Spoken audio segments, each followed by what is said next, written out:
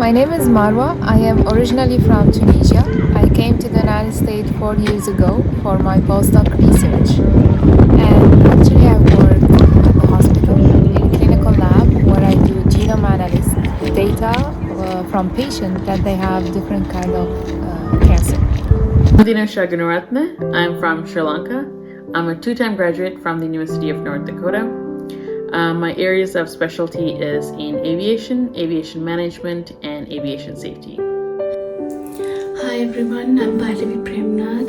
I moved to the UK in 2017 to do my BSc Honours in Mathematics and Statistics at University of West London. Then I went to the London School of Economics and Political Science to do my MSc in Statistics, and currently I'm doing my PhD in Mathematics at University of West London. I'm Hiruni Harischandra.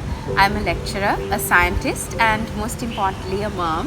I teach undergraduate students at the Genetics and Molecular Biology Unit at the Faculty of Applied Sciences of the University of Sri Lanka, where I also serve as an academic advisor.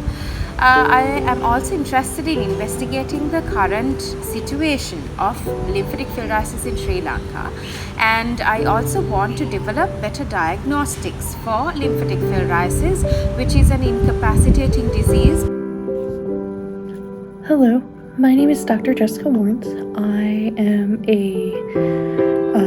currently a new assistant professor at Northern State University, where I teach biology to both non-majors and upper-level biology majors. Hello everyone, my name is Vyshaaly Sivakumar. I'm from Sri Lanka. I have an undergrad degree in biomedical engineering, after which I worked for a research institute back in Sri Lanka. And after that, I went on to pursue my master's in engineering management. I'm currently working as a program manager for a biotechnology company called Thermo Fisher Scientific here in Maryland. So since my childhood, I always loved maths. So my father is a A-level combined mathematics teacher, and since younger days, maths had played a vital role in my life. Both my parents are academics in STEM, so I grew up in a sciencey environment. Genetics was my favorite subject in school, and I got more and more interested in the subject as I pursued genetics for my undergraduates. And then for my PhDs, during my PhD I realized how much STEM can help other people. So what got me into STEM is that I've always really loved science. I've always really enjoyed learning about different things, the cell physiology, how things are working.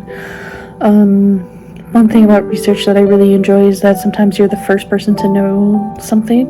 If I remember correctly, I was around 12 years old when I came across this newspaper article on the causes of cholesterol and how it actually happens, how the cholesterol deposits in blood vessels. It was at that point that I decided that I wanted to learn more about the human body. I was so fascinated by how the human body works, and that was one of the things that actually pushed me towards science and technology. Watching my mother in the airline industry. She's been in the airline industry for over 30 years, and just watching her and her accomplishments has really developed an interest in me to follow her footsteps and pursue a career in the airline. So I think like any other kids, I was very curious, and I think that science gave me answers to all the questions that I had in mind.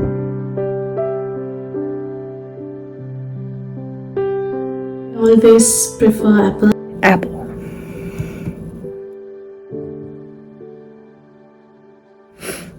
One of my role models is Dr. Deepa Pereira. She was a very challenging teacher, but very fair at the same time. And so she really made us work for our grades and taught us how to work hard and really instilled that in our character. And I would not be as successful as I am today without her. So thank you, Dr. Pereira. So comfort over everything, so I always prefer sneakers. I think shoes, they have stories, and for every occasion we have different shoes, but I would say definitely I like more heels. So my source for inspiration is actually science. All the things that happen in our cells that we know about is really, really cool. Especially processes in molecular biology. We know a lot, but we don't know everything, and the curiosity of what exactly is happening. Definitely Venus. So, I have two phases to how I handle my failure. The first phase is when I am really low. Like any normal person, I get really upset. And the second phase is the phase where I move on. I tell myself, well, get back up, bounce back, and think about what you do next, and not just stay there. So be upset and then move on and think about what to do next. That's how I handle failure. It depends the circumstances. Well, failure is not the end of the world. What I like to do is reflect on what happened and make sure that it doesn't happen again. Try to take steps to make sure that it doesn't happen again. And so I am just really reflectful on what exactly I did wrong or what is happening, and maybe I need to change my attitude, maybe I need to change a strategy, maybe I just need a new perspective. So failure is not a bad thing, it just means you need to get more creative. Failure is when something didn't go the way I hoped it would. So there's no point in dwelling on it. If it's something that I can fix, I'll try to. But if not, I'll move on. And how I handle failure is with persistence and determination. Whenever I do face an instance of failure, I do develop the game plan, see my options, and then pursue my goals with persistence. Few days I usually sit and contemplate on my mistakes and try again. I also like books. I am a movies person, not much of a books person. I love watching movies, and being able to speak 3 languages is an advantage because I can watch several movies from all these from 3 languages. So yeah, I'm definitely a movies person. I had 2 career choices. One was to become a doctor and treat individuals who are financially challenged for free, and the other one was to become a lecturer. As I grew older, I realized how hectic the life of a doctor is, and I didn't want to pursue that any further because I also wanted to become a good mother just like mine. And I thought that if I became a doctor, I wouldn't be able to do that. Little did I know that the life of an academic was just as hectic and stressful. So at age 10, I wanted to be a medical doctor. I thought that that's what I wanted to do, but realized that I couldn't really handle the patients and blood and body parts and stuff like that. So I realized that I really enjoy science and research, and so I decided to go a different route and become a doctor in a different way by getting my PhD in molecular biology. So I became a doctor, just not a medical doctor. And at age 10, I wanted to be a pilot. I had big dreams. I wanted to be a writer, a singer. To be honest, I wanted to be a school teacher, not for any important reason, but to be able to write on blackboards. At the age of 10, I really did not know what I wanted to become, but I was sure that I wanted to do something in the area of STEM and particularly with mathematics. I I am definitely a tea person. I think as someone from Sri Lanka, I would say it's a shame if I weren't a tea person. I love my cup of tea. I'm definitely a person who likes tea. So the three words I would define myself as diligent, passionate, and motivated. This is a tough question, but I will stay perseverant, optimistic, and positive. So I will feel accomplished after helping women in STEM, not only in developed countries but also in developing countries, to help them in studies and careers. So I came from a developing country and I know what obstacles women go through, hence it is vital to assist them. My faith. I always travel with my camera. I believe photographs are a good way to remember the best times we had. Travel with a book.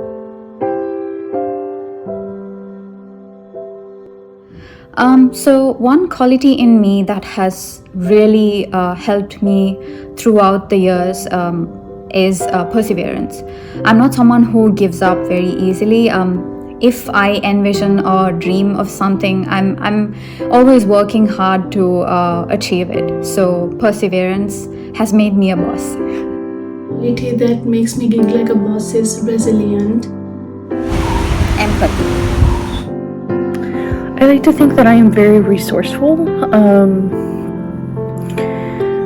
Whenever I work, I try to figure something out. Maybe being precise. When I take on additional duties and responsibilities,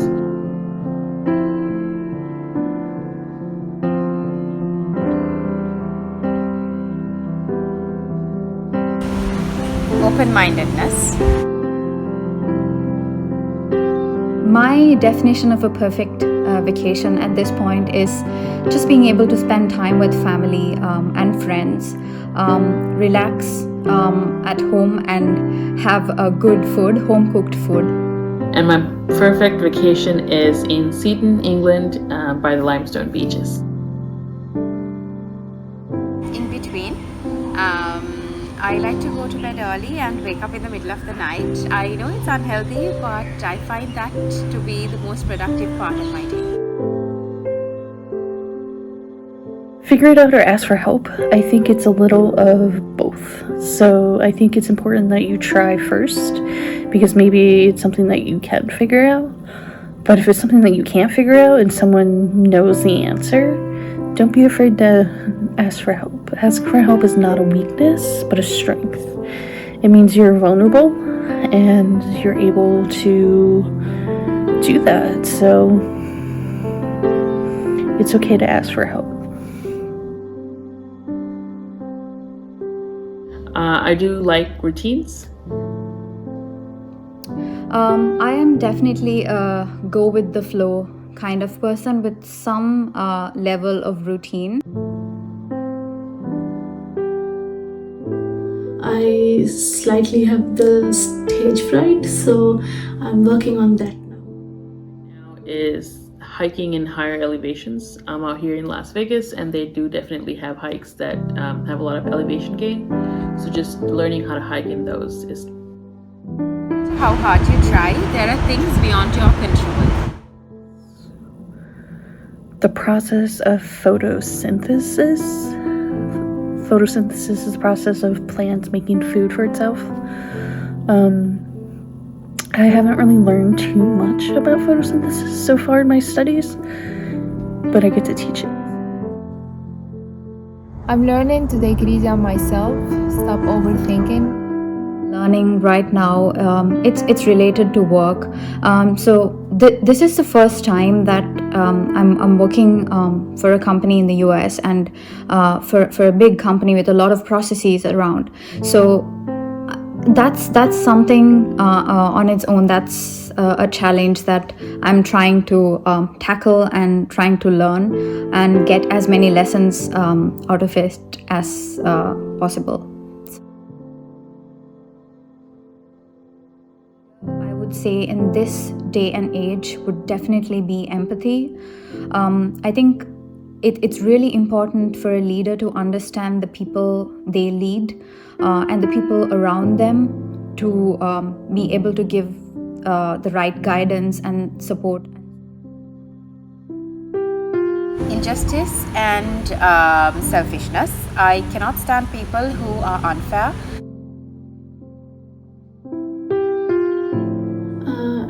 My favorite color is black. I'm usually wearing pink or purple, but today I'm wearing just gray. I'm gonna say in that scale of introvert and extrovert, I'm somewhere in between, but leaning more towards introvert. So yeah. I'm definitely an introvert. Happened to me so far in 2023 was that I presented a paper at the 6th International Conference on Mathematical Models and Computational Techniques. The best thing that happened to me this year is in my personal life, which is being engaged. So for the girls with big dreams, I will always tell them to hold on to their dream, and whenever an opportunity comes, to just take it up and not to give up easy. Not be able to take on the opportunities that are out there for them. Find mentors in your industry or in your field of expertise, and then help them get you the opportunities you need to pursue your goals. Definitely go for it. But also remember that things don't always go the way you want them to. So be prepared for that as well. Reach for the stars, but be strong. You can do it. You are smart. You are beautiful. You are strong, and you can do all things. I was told over and over again that I would never be successful in science. And I proved everyone wrong. So you can do the same thing. Prove them wrong. I'm so happy that this question came up. One thing I would say is if you have a dream, keep working towards it, and you'll have challenges on the way. You'll have roadblocks, but just use those challenges and roadblocks as lessons rather than mere roadblocks.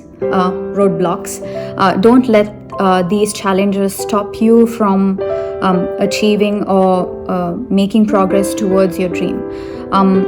Something that has really helped me is every day when I wake up, I keep envisioning myself where I want to be. Like I put myself in my dream, like in real, and that in itself keeps me going. It keeps me motivated to work towards it. So please don't ever give up on your dream.